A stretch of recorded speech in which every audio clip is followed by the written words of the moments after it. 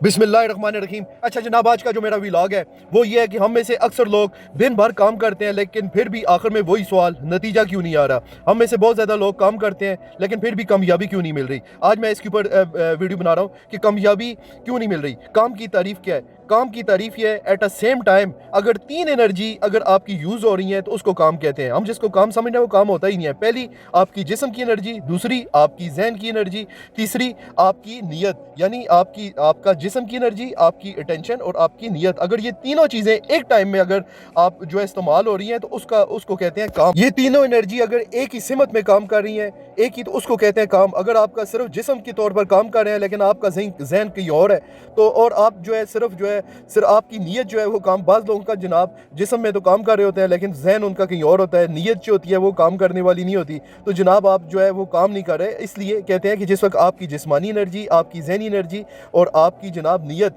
जिस वक्त तीनों एक साथ मौजूद हो और एक ही डायरेक्शन में काम करे उसको कहते हैं काम। सिर्फ जिस्मानी मेहनत का नाम नहीं।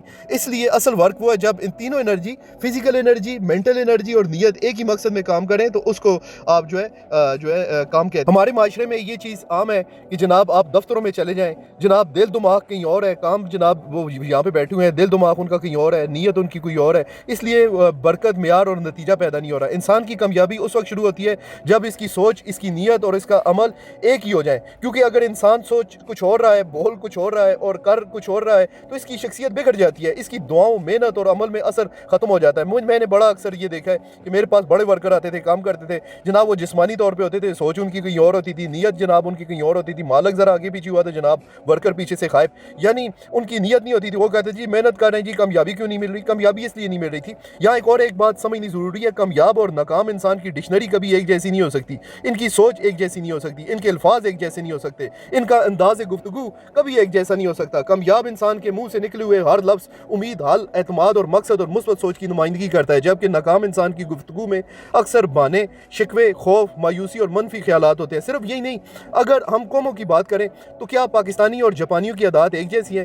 क्या पाकिस्तानी और जापानी एक जैसा सोचते हैं? मेरा जवाब है क्या नाइजीरियन और नॉर्वेजियन एक जैसे हैं? दोनों को जनाब मेरा एक तजर्बा करवाएं, दोनों को जनाब ठेकेदारों दोनों को बुलाएं, पाकिस्तानी और जापानियों को, दोनों को जनाब सेम आप पैसे दे तो जनाब उनको बोले दोनों बनाएं, जरा रोड बनाएं। आप देखेंगे पाकिस्तानी रोड बनाएंगे और जापानी, आप खुद फैसला कर देना, पाकिस्तानी सिर्फ मसरूफ होंगे, जापानी काम करेंगे, तो आपको खुद पता चल जाएगा। और नतीजा भी आप देख लें, दोनों कौमों के नतीजे आपके सामने हैं, क्या नतीजे निकल रहे हैं। इसी तरह आप नॉर्वेजियन और जनाब नाइजीरिया के लोगों को इकट्ठा करें, दोनों को जनाब आप तजर्बा कराएं, दोनों के नतीजे आप ज़रा चेक करें, आपको खुद पता चल जाएगा।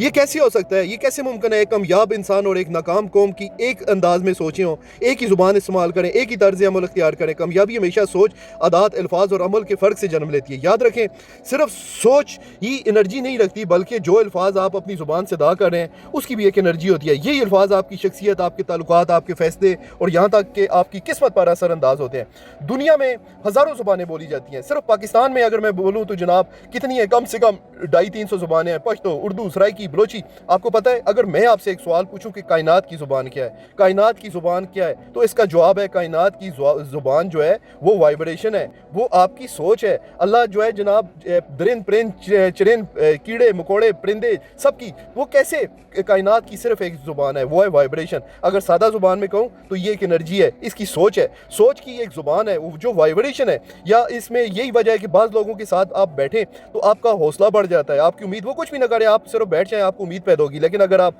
नाकाम शख्स, किसी ऐसे शख्स के साथ बैठें तो आप बोलोगे यार दिल पे बोझ है, जनाब वो आपकी एनर्जी ले लेगा। वो क्या चीज़ है? वो वाइब्रेशन है। कायनात में हर चीज़ अपनी वाइब्रेशन के जरिए कम्युनिकेट कर रही है, चाहे इंसान हो, जानवर, परिंदे, इनका एक ओरा जिसको हम कहते हैं, आज मॉडर्न जुबान में इसको ओरा कहा जाता है। वैसे ही लोग, वैसे ही हालात, वैसे ही माहौल आपकी ज़िंदगी में आना शुरू हो जाते हैं। मुस्बत सोच, मुस्बत नताइज, मुस्बत लोग आपकी ज़िंदगी में खींचे आएंगे, जबकि मनफी सोच, मनफी हालात पैदा हो जाएंगे।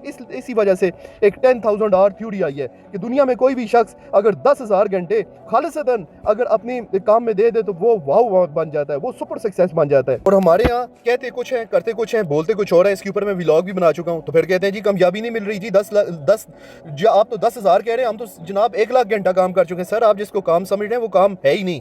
एक मशहूर फिल्म का डायलॉग है, ये मैं बोलना चाहूँगा, कितनी शिद्दत से मैंने तुम्हें पाने की कोशिश की है, कि हर ज़रे ने मुझे तुमसे मिलाने की साजिश की है। ये मूवी का मैं नाम नहीं लेना चाह रहा।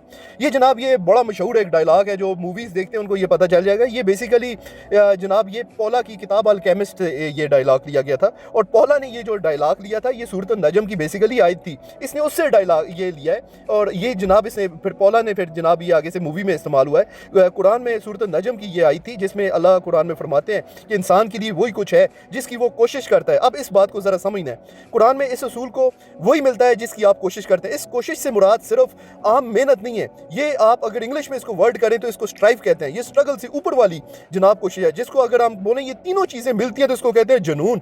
ये जिस वक्त जुनून बनता है तो इसको कहते हैं आर्बर्ड। जिस वक्त आर्बर्ड मिलता है तो जनाब आपके पास वही चीज़ें भागती हुई आती हैं जिसकी आपने ख्वाहिश की। और इसको अल्लामा इकबाल ने इस तरह बोला है, खुद को कर बुलंद इतना खुदा भी तो इससे पूछे बोल, बंदे तेरी रजा क्या है। ये बेसिकली वो स्ट्राइव का लफ्ज़ था, ये कोशिश वो वाली कोशिश नहीं है।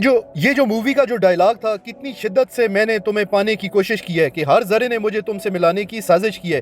कहते हैं किसी को भी सच्चे दिल से चाहो तो उसको पूरी कायनात तुमसे मिलाने की कोशिश में लग जाती है। और सूरत नजम की जो ये आयत थी, मैं इसका मफहूम से बता रहा हूँ, तो इसमें सूरत नजम की आयत में ये है कि आप जिस वक्त भी किसी चीज़ को भी सच्चे दिल से चाहते हो, यानी आपकी जिस्म की एनर्जी, आपकी सोच, आपकी नीयत, जिस वक्त ये तीनों एक हो जाती हैं तो पूरी कायनात की हर चीज़ मावन साबित होती है, वो इशारे करने लग जाती है कि तुम्हारा रास्ता ये है, तुम गलत रास्ते पे आ गए हो। तो ये स्ट्राइव का लफ्ज़ था जो मैं आपको जिसको आप काम समझो वो काम था ही नहीं। आखिर में मैं एक बात ज़रूर करना चाहूँगा, ये सारी बातें सिर्फ मालूमात देने के लिए नहीं कर रहा, ये सोच बदलने के लिए कर रहा हूँ, क्योंकि जब सोच बदलती है तो फैसले बदलते हैं, फैसले बदलते हैं तो आदतें बदलती हैं, आदतें बदलती हैं तो ज़िंदगी का रास्ता बदलता है, और जब इंसान खुद को बेहतर बनाता है तो उसकी कामयाबी के इम्कानात बढ़ जाते हैं। इसलिए अपनी सोच, अपनी नीयत, अपने अल्फाज और अपने अमाल को एक कर दें, अपनी ज़ुबान से मुस्बत अल्फाज निकालें, अपने जहन को भी मुस्बत रखें और अपने अमल को भी अपनी नीयत के मुताबिक बना लें। अगर आप, क्योंकि यही हकीकी कामयाबी, मौसर कामयाबी और बामकसद ज़िंदगी का असर राज है। आज का सवाल ये नहीं कि आप कितना काम करते हैं, सवाल ये है कि आप कितने एलिगेंट हैं। अपनी सोच, अपनी नीयत